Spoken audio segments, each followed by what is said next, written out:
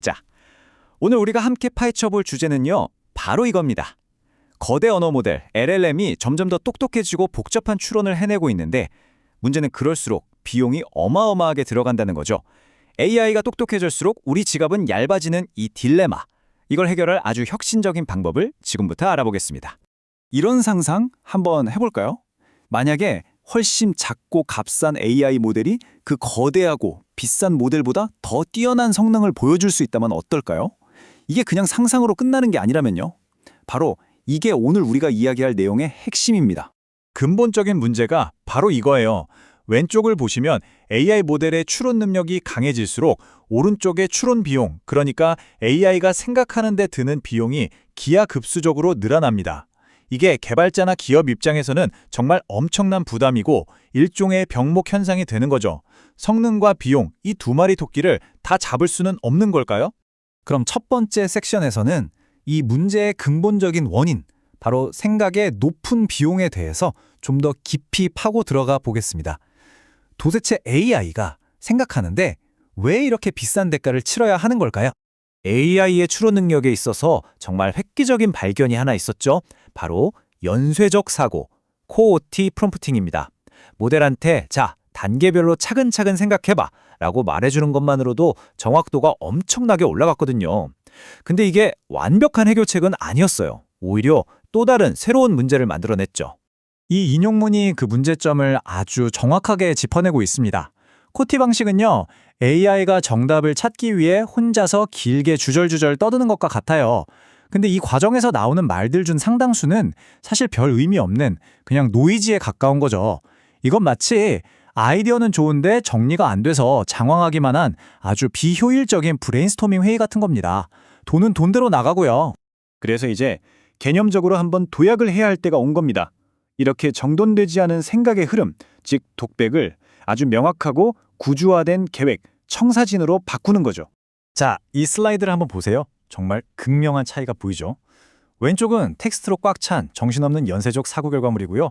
오른쪽은 아주 깔끔하고 논리적으로 정리된 브레이드 다이어그램입니다. 이게 바로 제가 말씀드린 브레인스토밍과 청사진의 차이예요. 중구난방으로 흩어져 있던 생각들을 명확한 실행 계획으로 바꿔버린 겁니다. 네, 바로 그 해결책이 오늘 우리가 깊이 파고들 브레이드 프레임워크입니다. 이제 본격적으로 이 브레이드가 도대체 뭔지 한번 알아보겠습니다. 브레이드는요, LLM이 자유롭게 자연어로 생각하던 그 과정을 기계가 딱 알아볼 수 있는 구조적인 계획, 그러니까 머메이드 다이어그램이라는 걸로 바꿔치기 하는 프레임워크입니다. 핵심은 이거예요. AI가 마음대로 생각하게 놔두는 게 아니라 아주 효율적으로 잘 짜인 계획의 틀 안에서만 움직이게 해서 모든 낭비를 없애버리는 거죠. 이 연구가 정말 대단한 게 우리에게 몇 가지 아주 중요한 것들을 알려줬어요. 첫째, 작은 모델로도 훨씬 큰 모델만큼의 성능을 낼 수 있는 길을 열어줬고요. 둘째, 비용 절감 효과를 그냥 좋아졌다 수준이 아니라 숫자로 정확하게 증명했습니다. 그리고 셋째, 달러당 성능이라는 새로운 가성비 지표를 만들었죠. 그리고 AI가 자꾸 딴 길로 새는 것도 막아주고요. 자, 이제 아마 가장 궁금해하실 부분일 텐데요. 그래서 결과가 어떠냐고요? 이게 그냥 그럴듯한 이론에 그치는 게 아니라는 걸 지금부터 데이터를 통해 직접 보여드리겠습니다. 말은 그럴듯한데 이게 진짜로 효과가 있는 걸까요? 자, 이제부터는 데이터를 함께 보면서 직접 확인해 보시죠. 먼저 이거 보세요. 현존하는 가장 강력한 모델 중 하나인 GPT-4.5를 그냥 기존 방식으로 어려운 추론 문제에 던져봤더니 정확도가 19.9%밖에 안 나와요. 솔직히 좀 실망스러운 수치죠? 그런데 여기에 브레이드 프레임워크를 적용했더니 어떻게 됐을까요? 와, 보이시나요? 똑같은 모델인데 정확도가 19.9%에서 53.7%로 그냥 수직으로 상승해버립니다. 이게 바로 구조화된 계획이 가진 진짜 힘을 보여주는 명백한 증거입니다. 브레이드의 경제적인 효과를 보려면 달러당 성능, 즉 PPD라는 지표를 이해해야 합니다. 말이 좀 어려워 보이지만 사실은 그냥 가성비 지표라고 생각하시면 돼요. 우리가 1달러를 썼을 때 얼마나 더 정확한 결과를 얻어낼 수 있느냐, 바로 이걸 따지는 겁니다. 그래서 그 가성비가 얼마나 좋아졌냐면요. 놀라지 마세요. 무려 74배입니다. 74배요. 이건 뭐냐면 특정 브레이드 설정을 썼더니 복잡한 수학 문제를 풀 때 기존 방식보다 74배나 더 비용 효율적이었다는 뜻이에요. 정말 게임의 판도를 바꾸는 수준이죠.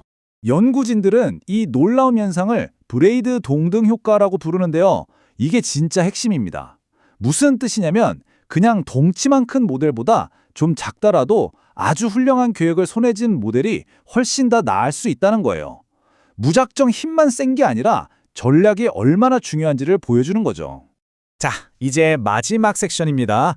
이 모든 것들이 그럼 우리 현실 세계에서는 어떤 의미를 가질까요? 그리고 AI를 개발하고 사용하는 모든 사람들에게 어떤 교훈을 주는지 한번 정리해 보겠습니다. 그래서 이 엄청난 기술을 실제로 어떻게 써먹을 수 있을까요?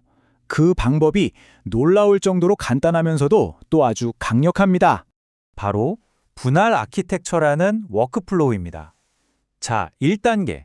GPT-5 미디엄처럼 비싸고 똑똑한 모델을 딱 한 번만 써서 추론 계획, 즉 청사진을 만듭니다. 2단계. 이 만들어진 청사진을 잘 저장해둬요.